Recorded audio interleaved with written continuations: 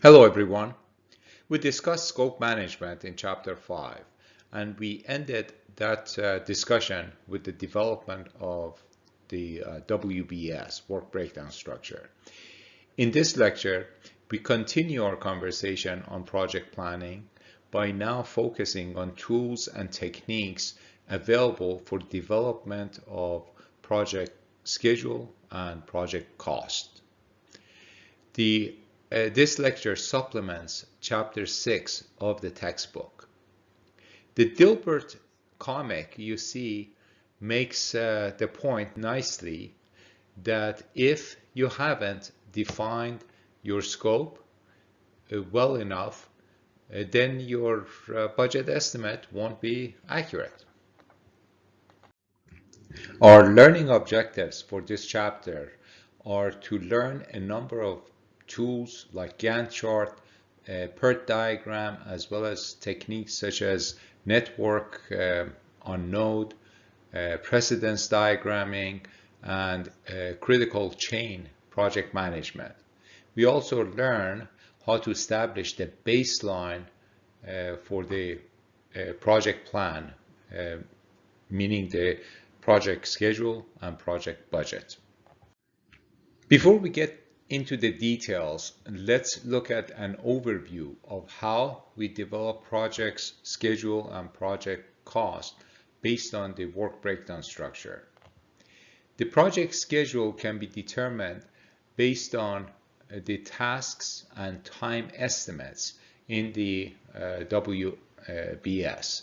The schedule will also depend on how these activities are sequenced or how they're dependent on one another. The project's budget can be determined based upon the activities and time estimates from the WBS as well as the cost of the resources assigned to the WBS tasks.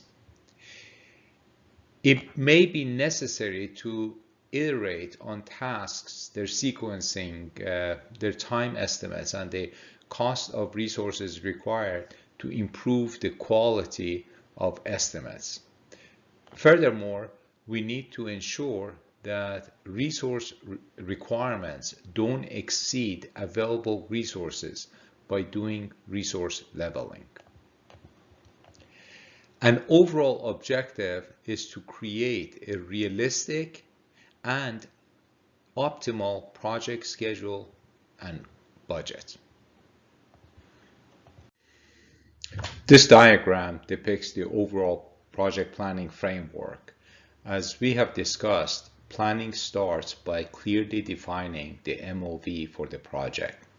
Then developing the scope that supports the MOV, no more, no less.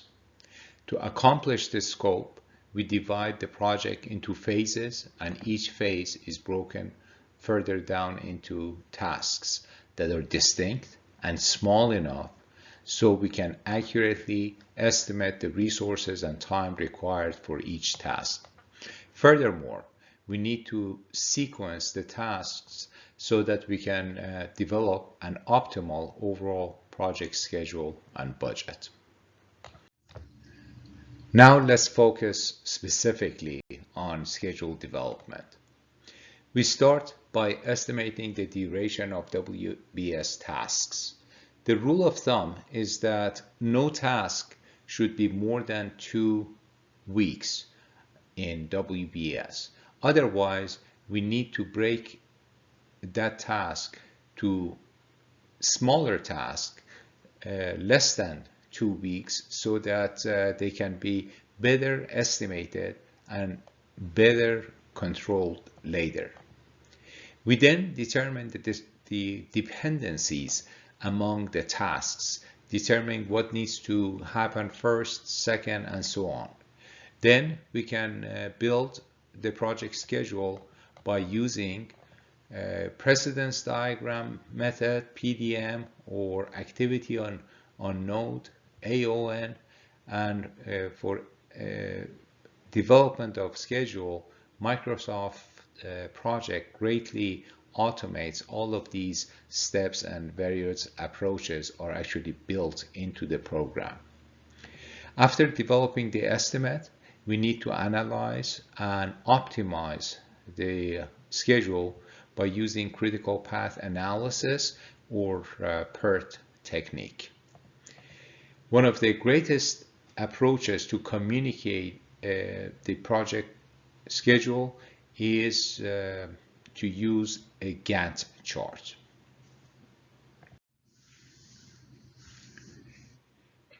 So one technique for developing the schedule is precedence diagram method, or PDM. There are 4 fundamental precedence relationships among tasks within a WBS. Finish to start, start to start, finish to finish, and start to finish. Let's look at these relationships in more details.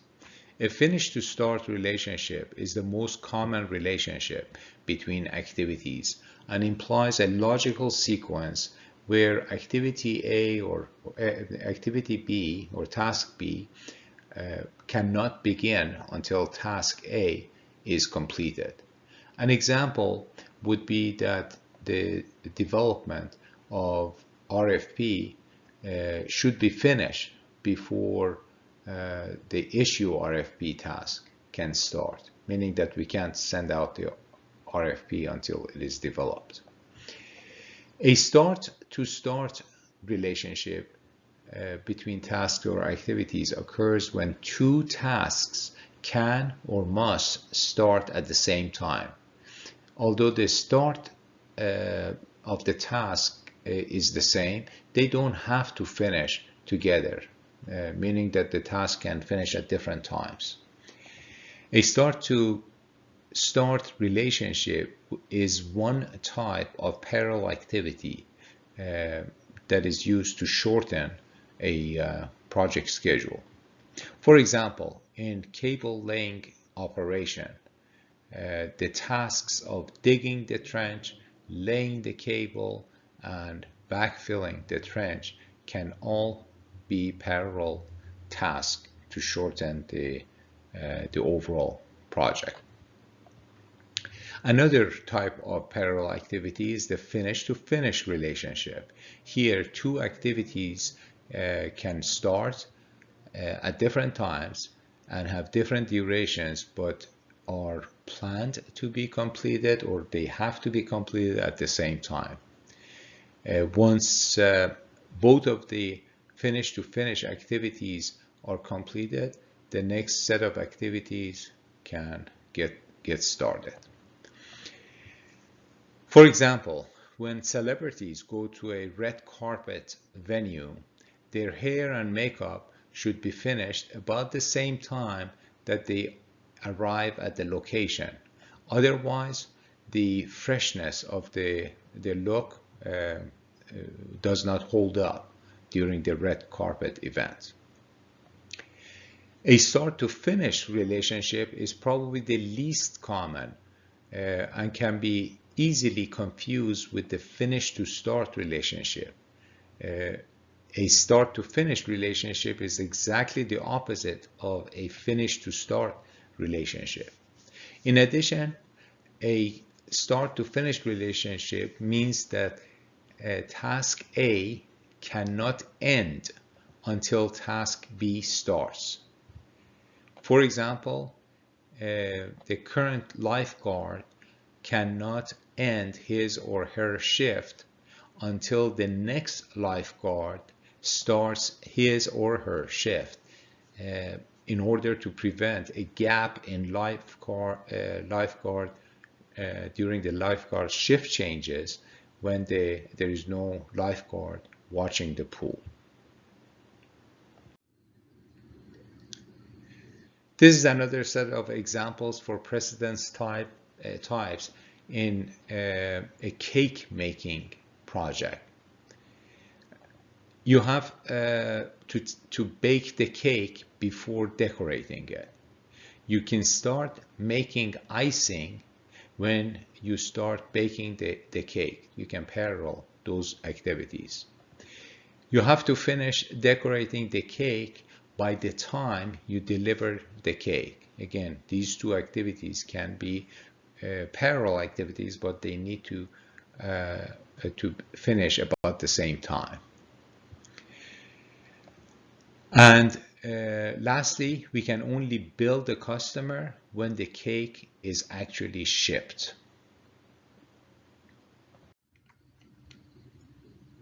While we are sequencing tasks, we may need to have lead or lag times.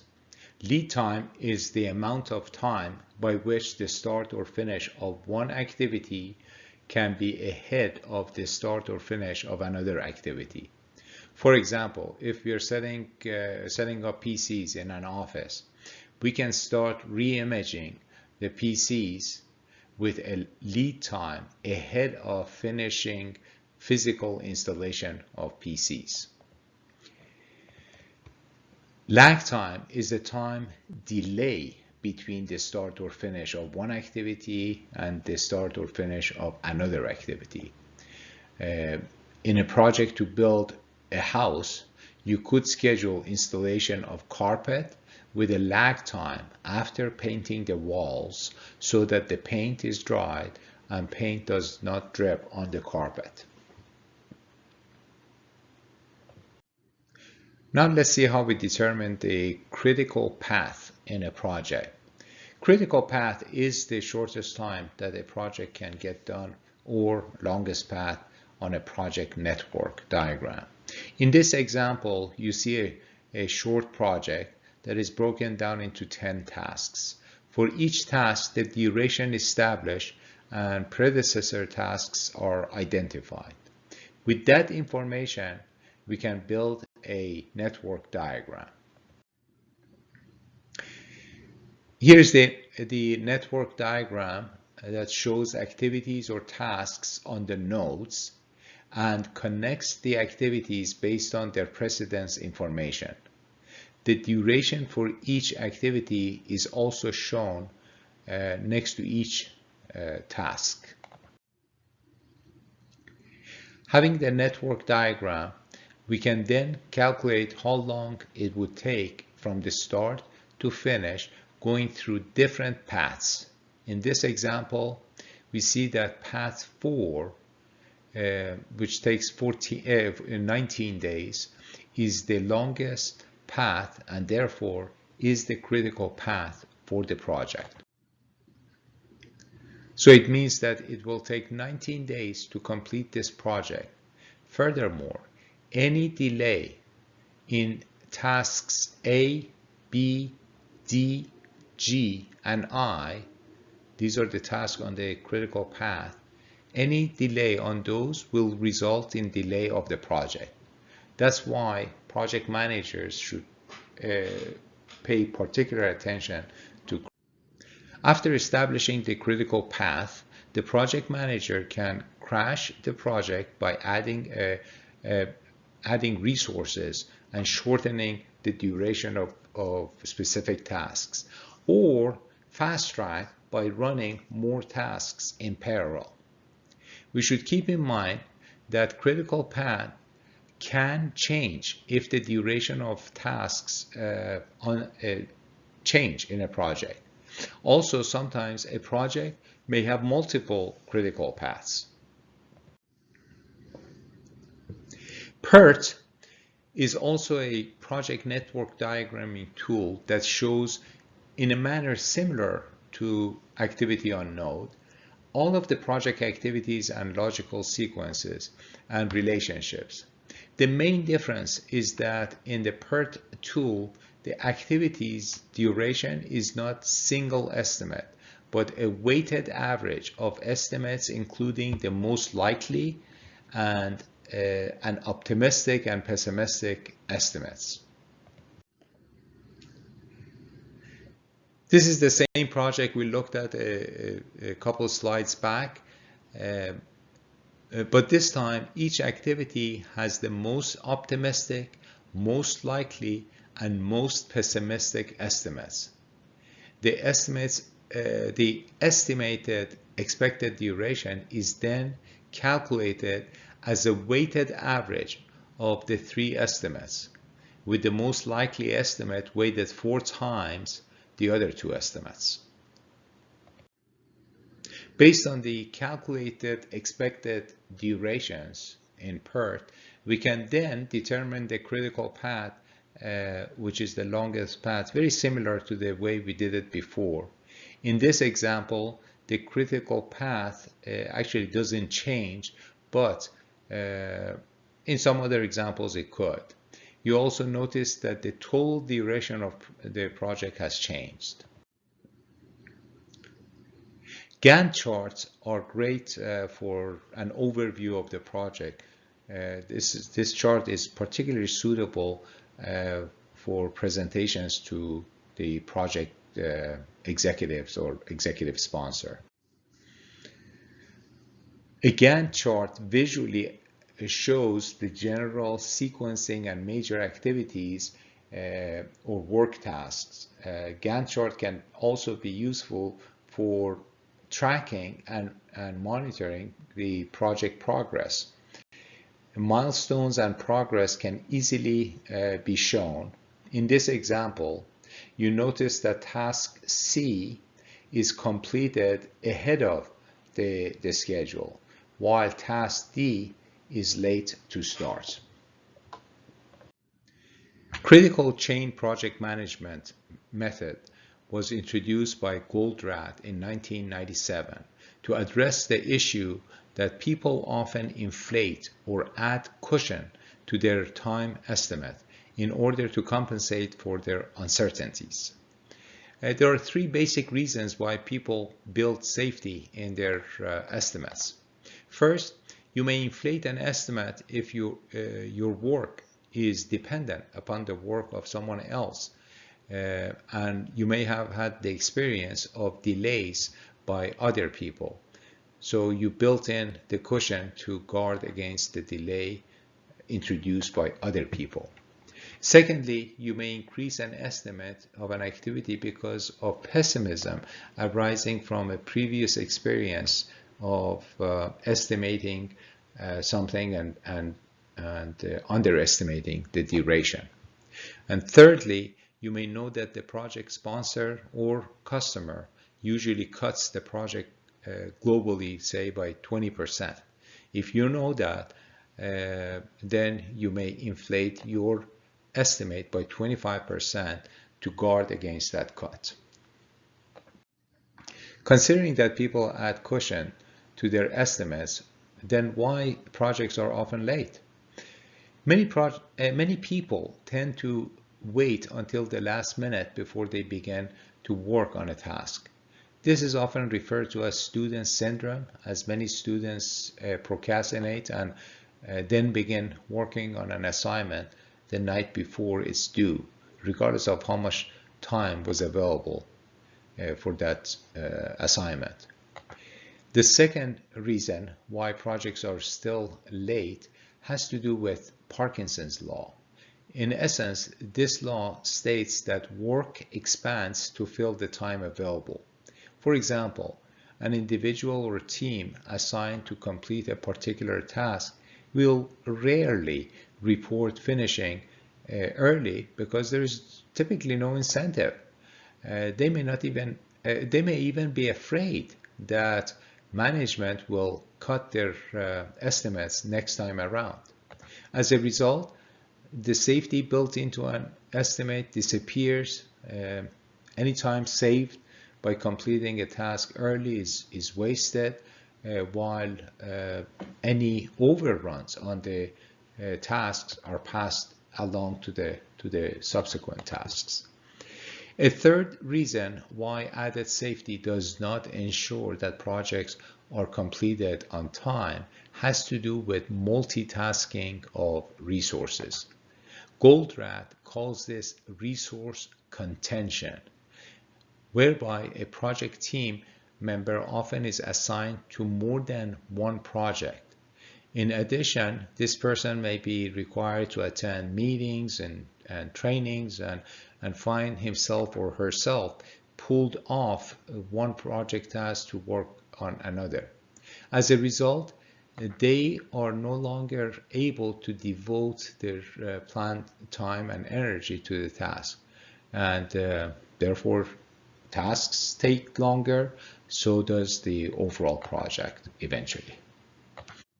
The CCPM approach estimating begins by asking each team working on a task to provide an estimate that would have a 50% chance of being completed as planned. That means that about half of the tasks will be completed on time and about half won't. Then instead of adding safety to each task, put the safety in the form of buffers where they are needed the most. This could be in the form of feeding buffers to ensure that critical tasks will start on time when a task acts as a feeder to another task or critical path. Resource buffers are to reduce resource contention. End of project buffer is set to 1/2 of the cushion time pulled from all individual tasks. So this slide shows pictorially the approach of cushions on each task on the top and the CCPM buffer approach at the bottom. After we set up project tasks and milestones, Microsoft Project can easily produce a Gantt chart. Microsoft Project can also produce the project network diagram and determine the critical path. This is very useful when we try to optimize the project schedule and change the sequence of tasks or changing the duration of tasks. Now let's look at how we develop the project budget. Similar to the development of schedule, we start with WBS for developing the budget. We determine what resources are required for each task in WBS. Also, what quantities of those resources are required. We need to make sure that no resources is required beyond the availability of that resource. This is called resource leveling. For example, if you have only 2 testers on the project, but the tasks require 3 testers for a period of time, we will need to stretch the testing activities, so at no point we need more than 2 testers. Based on the unit cost for each resource, we can then calculate the cost of each task and roll the costs of all tasks. We also need to determine the budget contingency that is required based on the level of uncertainty. After we develop the budget and the cash flow for the project, we need to communicate with all of the stakeholders. Again, Microsoft Project is a great tool for development and communication of the project's budget. In Microsoft Project, we enter the information about resources in resource table and assign resources from resource table to each task in Microsoft Project. Finally, let's learn the different categories of project costs. Direct cost is the cost of labor or other resources that are directly assigned to a project. Indirect costs are those that cover the costs that project incurs beyond direct resources costs, such as rent, utilities, or insurance. Prorated cost is the project's share of a direct or indirect cost. For example, if a person is assigned 30% to a project, his or her cost is prorated, meaning that cost assigned to the project will be 30% of that resource cost.